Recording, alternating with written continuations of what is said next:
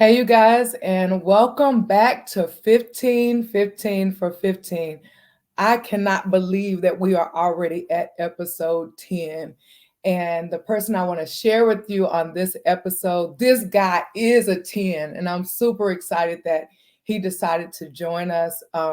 This one was almost like I had to pull his teeth because this is our shy guy. Like, this guy normally would never want to be in front of a camera, much less having a full-blown conversation where others could hear.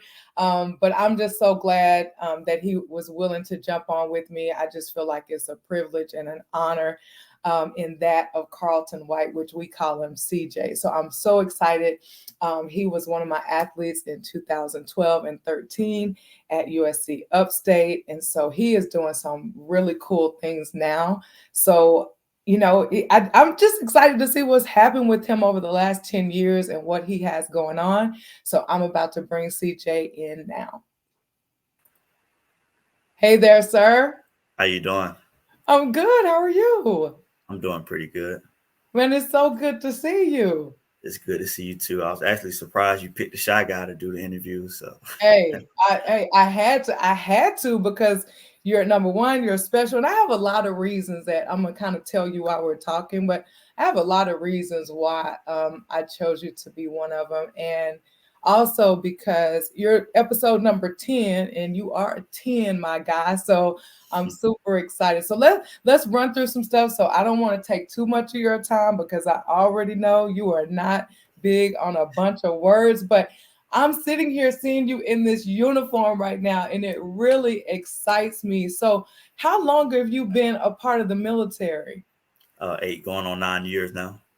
8 going on 9 years, and that would have kind of backed right up until you transitioned out of USC Upstate. So, what kind of I don't know. After you got finished with college, what made you decide to go into the military? Oh, I wasn't exactly sure what I wanted to do with life at that point, and going back home and sitting on my butt was not an option. So, military it was. Yeah, yeah. Look, and that's usually what they say. It's either gonna be boots or books. You're gonna either do something with these books or you're gonna have to put some boots on. So I'm pretty excited about this. And I wanted to catch you too because you're about to be deployed next month. And I know we, can't get into exactly where you're going, but can you say kind of what area of the world that you're gonna be in? I'll be out there in the Middle East. Wow. Okay. So on your way to the Middle East, well, I'm praying and covering you because you do a lot with like IT and stuff like that, right? Yes, ma'am. Telecommunications and setting up Wi-Fi and things like that. Okay, good. Well, you got me over here trying to do all this stuff. You the one need to be teaching me what to do. So when you get back, I'm gonna be asking you to teach me some skills because I know you have them.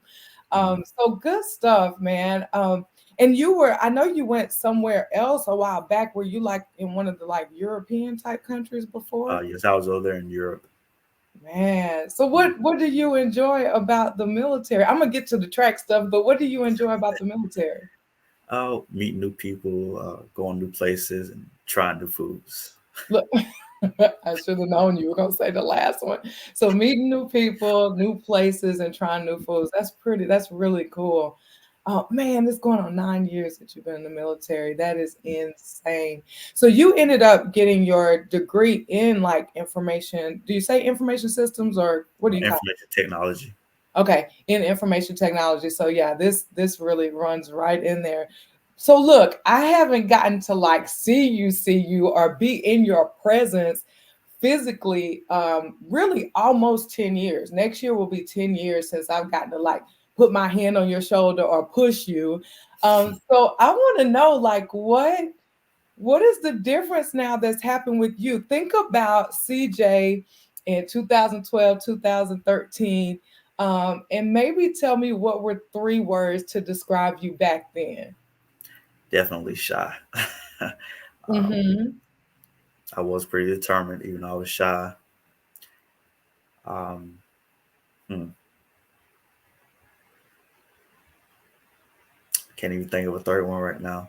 Man, I could tell you a couple, that's for sure. That I know. Okay, so back then you were shy, Mhm. however, still very determined. So now going from an athlete, growing as a young man, now being a soldier, and thank you so much for your service for Mm. us. And so tell me now, you as this soldier, as this man, how would you describe yourself? Try to give me three on this one. How would you describe yourself now?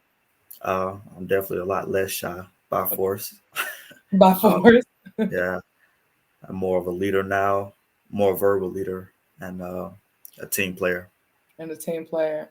Mm. You were always a team player, and I've always loved that about you. And Mm. one of the pictures I had in my mind, and that's why I'm telling you now why you were one of the people I chose. So, and I'm gonna try to share this without, getting emotional or whatever. But, when I was coaching, and especially those first couple years at Upstate, we didn't really have like a sprints, jumps, hurdles crew. That was something I was really trying to build. Mm. And you were a part of those building blocks. And one thing about you, whether you were coming to practice, whether it was at the end of practice, and sometimes during practice, I don't know if you remember this, but you would literally come to practice and you would always come and just stand beside me. And you would stand beside me, you'd have your backpack or whatever, and you would just stand there. You might not say nothing. I might not even realize you were standing there. Mm. These are good skills now for you in the military, but Mm. I might not even realize you were standing there. But you always had this presence, CJ. You always had this presence of, Coach, I got your back. And I'm like, and I don't mean like in a track way, even though you had my back there as an athlete, but just as a person. Like you just had this.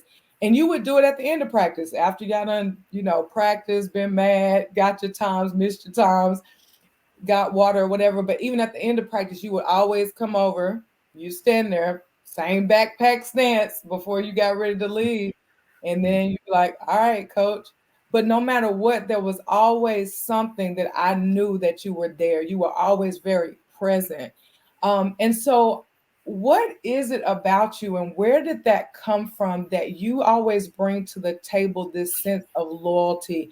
You bring to the table this sense of like, if you got somebody, you really got them. So Mm. that's why I'm thankful that you're even in the military, because I think that's needed. But where did that come from, especially with you having me, a female coach, but I knew you had me? Where did that come from? Well, I would say that would come from the way I was raised. My grandma, my mom, my auntie, they instilled that in me from a very young age. Man, I love it. So you had grandma, mom, and auntie. Mm-hmm. Oh, see, that's big time. Most of us just talk about one or the other, but you had all three. Yeah. So for you, it was pretty easy to have a woman as your coach. Oh yeah, it was very easy. So were you used to women telling you what to do? Yeah, you can say that. Yeah, yeah, yeah. That's really cool. So the other thing too is I know that, again, heavy football state or whatever. What was the difference between your experience in high school with track and field and then your experience, once you got with us, what was your experience like, and what was the difference that you saw between the two? Well, in high school, I had a bunch of football guys trying to keep coach track on the side versus going to upstate where I had um, coaches that have done this for years and really worked on developmental skills. Mm. So you liked kind of going through that process of really developing. Yes, Yeah, when I just said developing, I just also picture when you used to try to hide from me whenever I was looking for you for the 4x4. that was the goal, but it never quite panned out that way. Man, I'll tell you, you would try to get away from me because for those of you that don't know, CJ was 100, 200 runner, however, in 4x1. But I was always going to try to find a way. But you were good at it. So why were you always trying to hide from me? Because anything I tried you on, you would be good at it. I don't know why I tried to hide. It was just something new and it didn't look too pleasant. True that. Nothing about that looks too pleasant, but you were really good at it, and I was just excited to have you. So, I know that you're getting ready to, transition and be deployed. Do you already kind of know how long you're going to be gone? Uh, at least 9 months. Okay, at least 9 months, and then we'll be back here. So I love that you're enjoying that. So tell me again, then, thinking about track, what did you love the most about the sport? Just competing. Mm. Not so much the practices, but going out there and competing, having fun, doing something that you like. So I love that. And I'm glad to like you said, competing, going out there doing what it is that you like. One of the things about you, and I'm excited to hear you say that when you describe yourself now, yes, I'm a little less shy, I am a leader, and I am a team player. And I love that you've transitioned into that role of leader.